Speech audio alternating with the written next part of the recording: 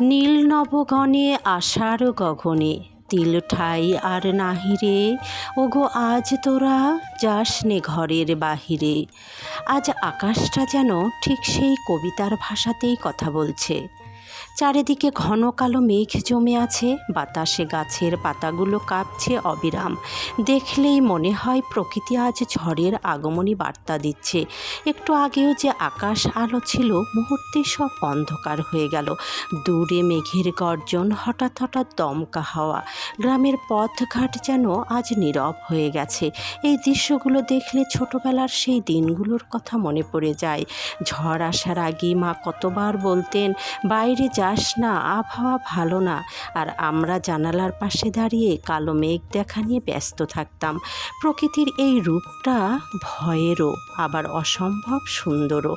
কারণ এই কালো মেঘের মাঝেও একটা আলাদা শান্তি লুকিয়ে থাকে।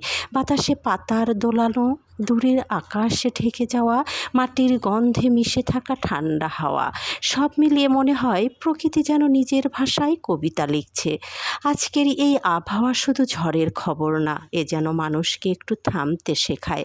ব্যস্ততার জীবন থেকে কয়েক মুহূর্ত প্রকৃতির দিকে তাকিয়ে থাকার সুযোগ করে দেয়।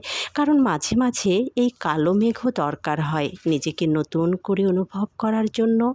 নীল নবগণে আষাঢ় গগনে তিল ঠাই আর নাহিরে।